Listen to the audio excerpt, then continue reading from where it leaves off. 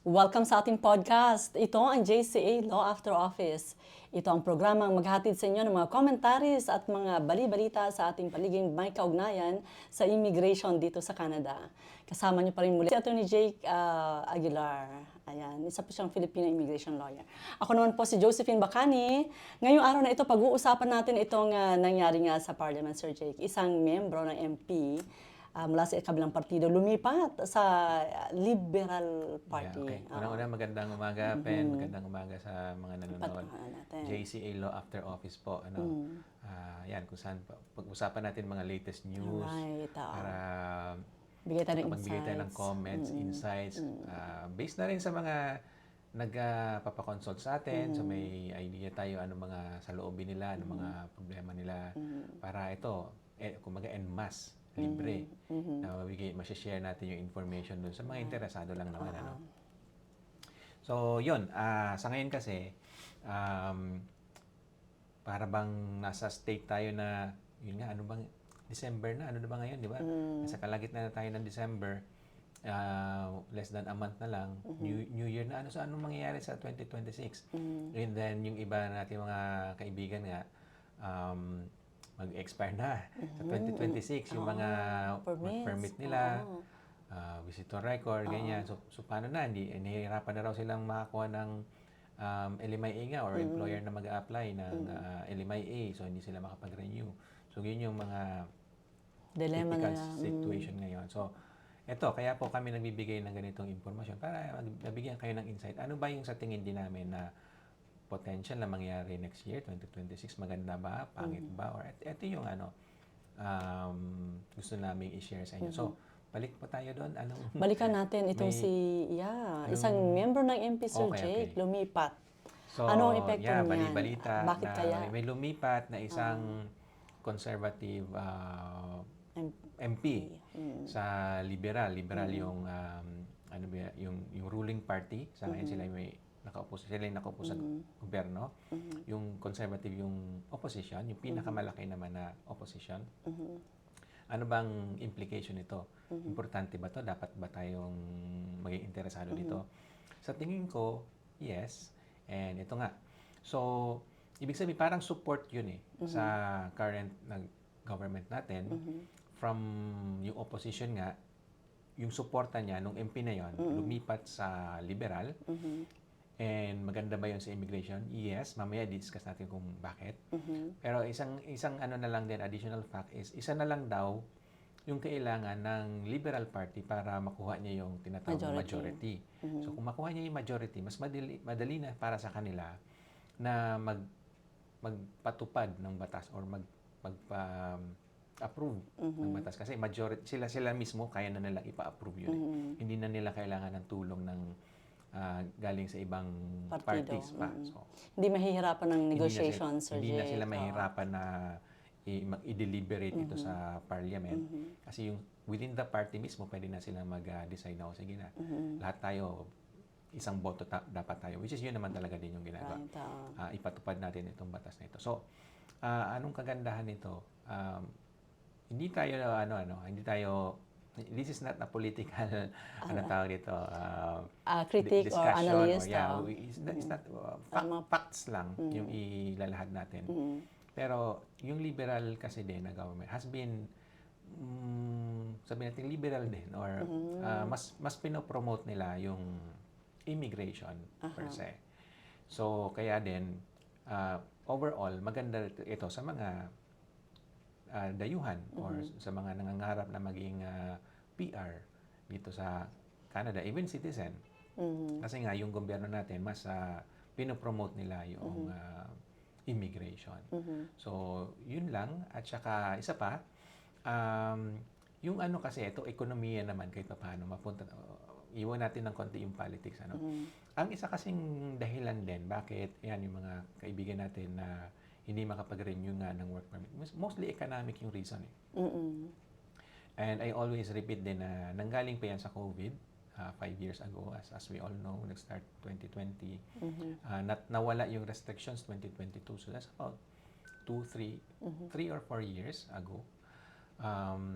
And yung panibagong issue kay Trump ngayon, yung trade wars, tariff The wars. So, tariffs, yeah. kumbaga economic, makikita nyo na lang din, lumabas-labas kayo dyan. May mga businesses pa dyan na hindi pa nagbubukas ever since nung COVID. Dito lang sa Yonge and Eglinton, Madami pa. kung saan tayo nandito. Marami pa. Yeah. Marami pang, hindi katulad no, na pre-COVID. Naka-recover. Yeah. Oo. Pag ang isang business nagsara, within a few days or maybe weeks, mabilis, matagal na yung a few weeks, meron ng kapalit yan. Pero ngayon, years na ang binilang. Ever since COVID nga, ano pa rin, wala pa rin nag-occupy. So, anyway, at saka kayo siguro, marami na rin kayong alam na baka yung mismong pinagtatrabahuhan nyo nga. Oo. Ayan, kaya nga kayo hindi i-renew. Kasi sila din may pinagdadaanan. So, yun lang. Bottom line is, the main reason kung bakit na sa alanganin din ang mga kaibigan natin na mga workers or temporary residents dito sa Canada, kaya sila nasa alanganin is mostly economic yung reasons. And yung unemployment rate nga din mataas, and because of that, hindi nga din nagpa-process ang gobyerno ng tinatawag na low wage na roles. So, yun. So, yun yung reason kung ba't hindi tayo makakuha ng renewal sa ngayon. So, kung gaganda yung economy, gaganda din yung prospect natin, di ba, na makapag-renew, makakuha ng ma-renew yung status, or eventually maging PR. So, everything really is about the economy. And then yung paglipat, ita-tie up na natin yung paglipat, parang boto rin yun sa economic plans or decisions na ginagawa ng liberal. Not so long ago, di ba may budget na ipinasa ang liberal? So, pinag-usapan din natin yun. But anyway, parang ano yan boto yon nung lumipat na parang, maganda yata mga programa ng Liberal Party. And then ako, well, I'm just paraphrasing, so hindi ito exactly yung sinabi niya, pero parang sinasabi niya na itong partido ko ngayon, parang nakakapigil kasing opposition I mean, yun naman ang trabaho ng opposition, to oppose, yun nga yun parang hindi yata tama yung pag-oppose doon kasi parang maganda naman yung, so bakit natin hindi sila tulungan, parang ganon. Tulungan natin sila, dapat suportahan natin sila. So kaya siya lumipat. So yun yung I would say reason niya bakit siya lumipat. At saka yung nauna na, di ba, may isa pa. Yeah, to note, meron nang nauna. May nauna. At isa pa, marami pa daw ang bali-balita na lilipat from conservative to liberal. So yun nga, ano bang significance, no? Importante ba? So yun, ito nga po yung sinasabi natin na yes, I would say significant yun kasi parang vote of confidence din yun sa sitting government natin ngayon, Liberal Party, which is again, as I said, mas open sila pagdating sa immigration. Siguro, gusto ko nga rin one time we'll have a deep dive siguro dito. Pag-usapan natin ng mas malalim-lalim pa yung history ng mga immigration policies ng Canada. Kasi nag-iiba-iba yung government nga, di ba? Like, papalitan lang naman sila, liberal, conservative, liberal. Nung pagdating ko dito, I think conservative yung nakaupo at that time. So, we can analyze those. Tingnan natin yung history. Pero fast forward muna sa ngayon. So, liberal, for a very long time na, liberal yung nakaupo. And kahit pa paano nga, what we know at least, is mas open sila sa immigration. Yung kung may naririnig kayo na mass approval. Yung nga ganyan, yung mga, exactly yung mga pawalan na ng status, mga work permit na malapit na mag-expire. Kung pwede nga lang, gusto na lang i-approve lahat yun. Sige na, i-ano na natin para hindi naman sila mapauwi or hindi mapalagay sa alanganin yung status nila. Pero as you know nga, may mga opposition doon. May mga, pakinggan natin ng konti din yung opposition. Kasi kahit pa paano, may ano naman. Sense naman yun may talaga. Sense naman. Hindi naman, pagdating sa politics kasi wala rin naman tama o mali. It's just different point of views. So, ang sabi rin naman kasi ng opposition is, tinan mo, ang dami nang tao dito at wala nang trabaho at taas na nga ng unemployment, di ba? So, and then mass approval mo pa. Parang hindi na rin yan fair dun sa mga nandito na naghihirap, especially mga citizens na sila mismo, wala silang makuha trabaho. Tapos, ang narrative pa nga inaagawan tayo ng trabaho ng mga pinapasok nating dayuhan. Sila may trabaho, tayo wala. Mag-mass extension ka pa. So anyway, I don't know kung you believe that narrative or what, pero we're not here to Yeah. judge that. Pero kahit pa paano ito lang, may katotohanan din. Totoo naman na marami tayo ngayon, base nga lang sa data, yung temporary residents daw ng Canada nag-balloon from I think 1 million to Right. 3 million. Oo. That's triple the numbers. Within a span of 15 years lang. So 3 million from 1 million. Ang laki na nun. So talagang visible din siya. I don't know, dito nga sa Young and Eglinton. Makikita mo talaga yan yung Dami. masikip na yung kalsada, Parang may traffic traffic na. na din. Tapos, ayan nga, yung mga nagde-deliver ng pagkain, di ba? Pati yung sidewalk, ginamit na nila. So, anyway, kaya may katotohanan. It's not entirely parang made up yung ganoong ano ng opposition, yung statement ng opposition.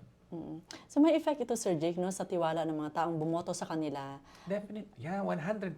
Ito pa, a little bit of background din. Nung nagsimula yung taon na ito, di ba? Si Trudeau pa yung nakaupo nun, di ba? And then, former Prime Minister Trudeau.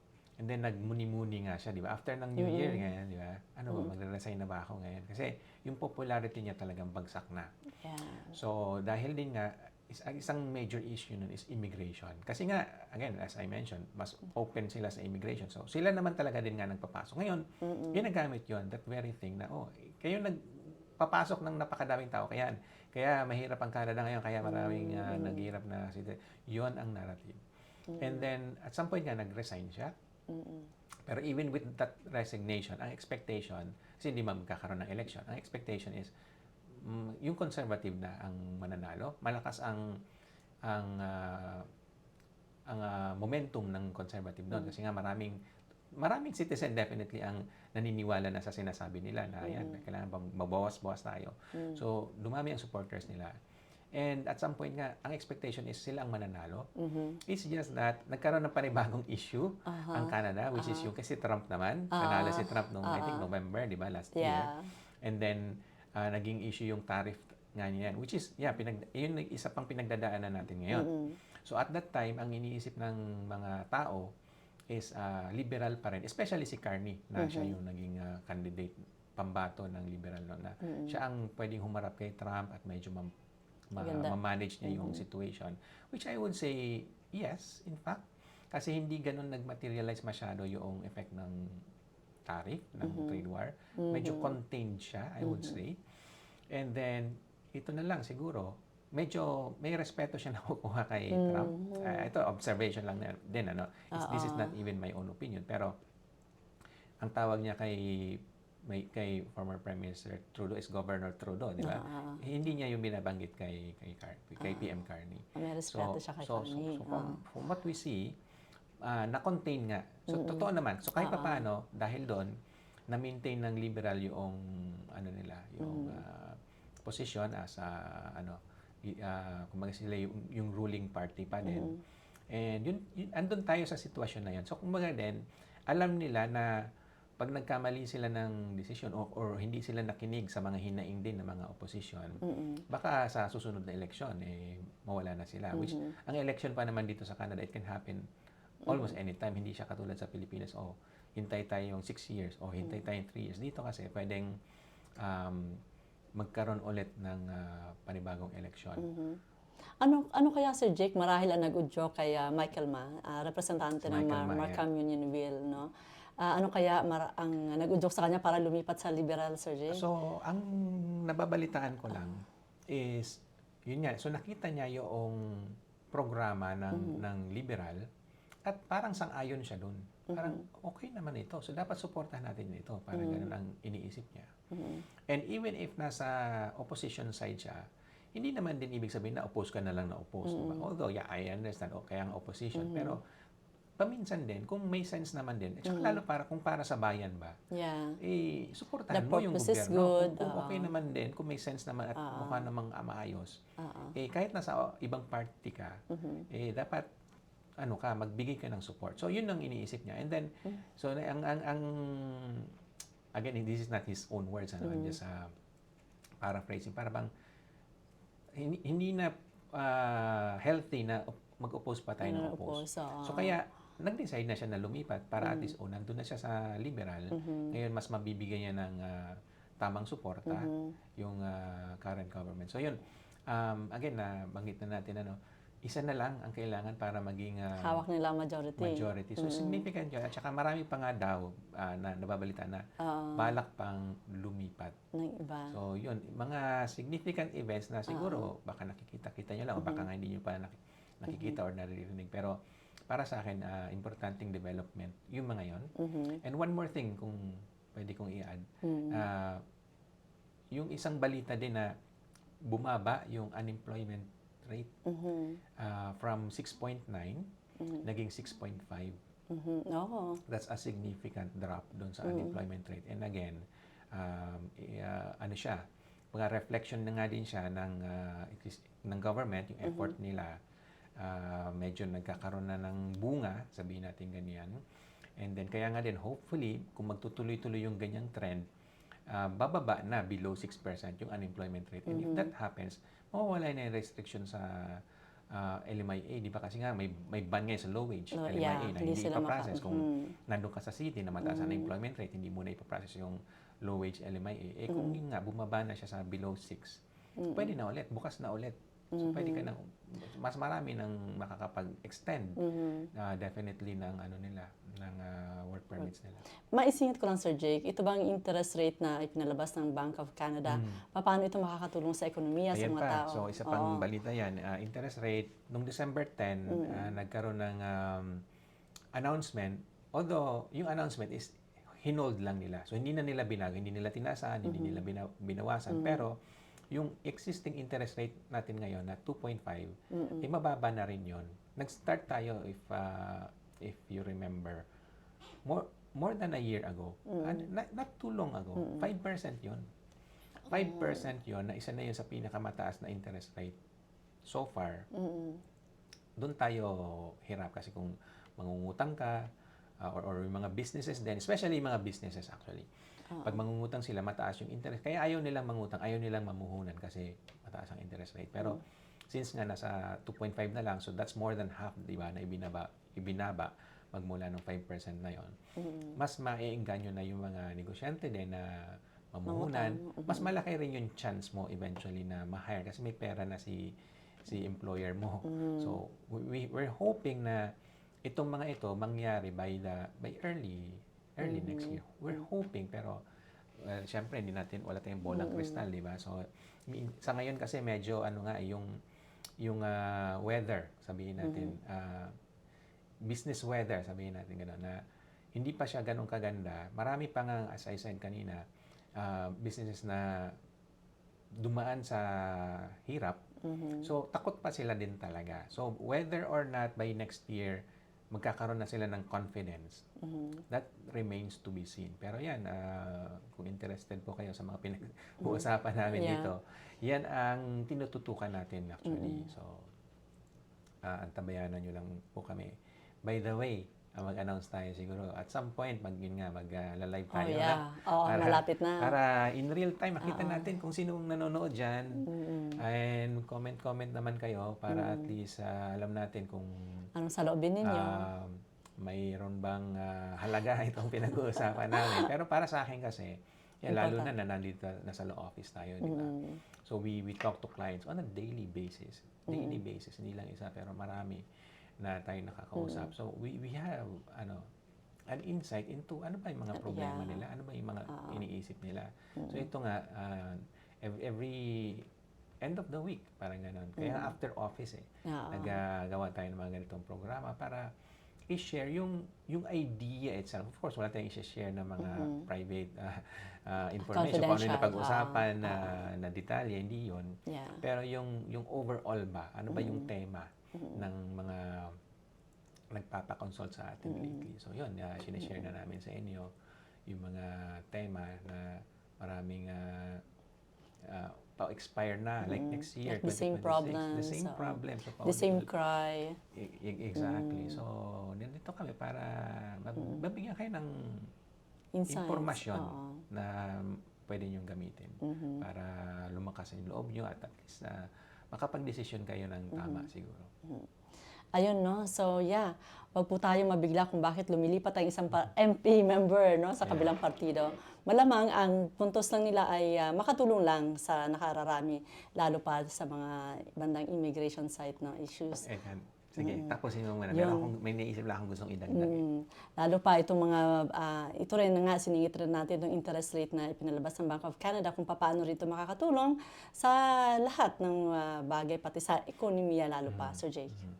Kasi, di ba ito nga, umuugong din yung TR to PR. So, madalas din natin napapag-usapan yun. So, get ready for that. Ayusin nyo yung mga papeles nyo. Make sure na valid pa lahat. So, hindi natin i-discuss yung detail nun. Pero, get ready and why nga. Ito mabilisan lang. Yung economy, medyo ano na yung foundation kasi nandyan na eh. Yeah. Yung budget na ipasa na a few weeks back. And then, yun nga, yung mga paglilipat na mga itong tumatawid from other parties to, parang it's vote of confidence na, okay, parang may sense yun na. Suportahan natin imbis na i-oppose natin, parang gano'n. So, and the other thing, ito na lang din, yung existing government, as I mentioned, Liberal Party, mas open sila sa immigration. Right. Ito, gusto kong idagdag na insight. Yung pagbaba nung not interest rate, but yung unemployment rate from 6.9 to 6.5, may negative na naman doon. Oh. Sabi daw nung opposition, oo nga, bumaba, pero puro part-time naman yan. Oo nga pala, Sir Jake. Oo, Pero, yun din. parang Oo, ganun. take natin, kalimutan. Kaya siguro pag-usapan natin ng konti. Yeah, totoo naman part-time, but better than nothing. Than nothing, right. At saka, ang nagkaroon ng trabaho, yung talagang target na mga fresh grads. So, ang ano kasi, based sa data rin, based sa data, ang walang trabaho usually, yung permanent resident, yung bagong permanent residents. At saka yung, yan nga, yung mga fresh graduates, sila yung demographic na nahihirapang makakuha ng trabaho. So with this, yung kahit sabi mo part-time na mga fresh, okay lang yun kasi fresh grad ka pa lang naman, kaka-start mo pa lang. Huwag na muna tayo masyado. Kasi nga, sa Canada din mismo, may pinagdadaanan din. Hindi pa siya ganun ka-healthy, economy-wise. Pero okay na yung part-time. And then usually naman, yung part-time nagiging full-time, di ba? Parang dito rin sa office, di ba? Ganun, start ka part-time. Then May proby-proby. I mean, ganun talaga yung yung progress, stepping stone. And again, better than nothing. Right. Dati nagrereklamo kayo, walang trabaho. At least may part-time. Reklamo pa rin ba? Anyway, it can lead to something. O kaya nabawasan ng underemployment. Exactly. So, pero yung drop na yun, napakalaki yun. From 6.9 to 6.5, I think that's a significant drop. And konti na nga lang kung tutusin, di ba? Magiging kung below 6 yung unemployment rate, edi buhay na naman tayo. Open na naman yung application for LMIA. So, kahit nasa malaking city ka, kung unemployment is less than 6, pwede na. So, kumaga, sana mabuhayan tayo ng pag-asa. Yun lang naman ang sinasabi natin dito. May pag-asa. Silip-silipin natin, ilang weeks na nga lang, New Year na. So silipin natin, maganda ba yung New Year para sa atin? Ano ba ito? Uwi na ba talaga tayo? O tingnan pa natin. Maganda So, ito. Mukhang mayroong kahihinat na. So, yeah, marami tayong napag-usapan ngayong araw na ito. No? Maraming salamat. Sana po lahat ng information na yan nakatulong sa inyong mga confusion at updates na rin sa nangyayari dito sa Canada. Sir Jake, marami pong salamat. Salamat din, Pen. Salamat din sa inyong mga nanonood. And ano rin po, kung nakatulong kami kahit paano, yan, mag-like man lang kayo para at least alam namin na meron din palang nanonood nga. Para ganahan naman din kami. Sa ngayon, nakikita namin medyo kahit pa paano meron. Kaya naman salamat. May mga hundreds. Alam ko, yung iba kasi thousands ang binibilang nila. Pero dito naman sa atin, that's good enough. Yeah. Kahit We 100 just started. something. Tsaka hindi lang yon. Kung nakatulong tayo sa imagine mga 100 na tao, 100 or even more, That's amazing. na tao na talagang sumubaybay at nakatulong naman sa kanila na, medyo may natutunan ako doon. Parang, sige, alam ko nang gagawin ko. Kung may mga ganong tao tayong natulungan, that's worth it na. Okay na tayo nun. At least a little bit of knowledge of something is better than nothing. Kaya gaganahan tayo. Hopefully nga, Right. kumalat din, Pa-share ng share aming sa live. mga Ay, ng- kaibigan nyo. Oh, yun. Ano sila doon, every week. Meron silang mga commentary, saka sinusubaybayan nila yung mga latest news nga na relevant sa atin, especially about immigration. Ayun, saka yun nga, if you can send your own questions or insights, let us know. Hindi to Q&A, meron kaming para doon sa Filipino TV. I-follow niyo po kami doon every Wednesday. Every Wednesday. 1 Alauna hanggang alas 2 ng 1 PM, hapon. So live Q&A po yun. Kasama So, si Miss Jean Aguilar at Atty. right, so Jake kung gusto Aguilar. niyo yung ganong format, we have that. Dito naman more on general insights lang. Pero you can, you can provide your feedback. Very much welcome yon. At saka, we're also planning na mag-live Go din. live, yeah. Go live at some point. Medyo dumilim yata. Bago yata yung Oo nga, mataas na yung araw. Yung araw. Oo. Anyway, Tanghaling tapat. as you can see, we're learning how to improve yung recording capabilities namin, yung Right. camera, etc. Hanggang magiging eksperto na kami nito. Yeah, para magustuhan nyo, maging kaaya-aya Yeah. para sa inyo. So we're To still serve you learning better. din with regards to that. Again, yung comments nyo, welcome naman. So yun po, hopefully sundan nyo lang kami at hopefully mag-improve din kami sa pag-deliver ng mga services para sa inyo. Ayan po, just let us know. Kaya naman po, maraming salamat. Kasama si Atty. Jake. Ako po muli si Josephine Bacani. Nag-iiwan sa inyong lahat ng isang magandang araw. Until next time po.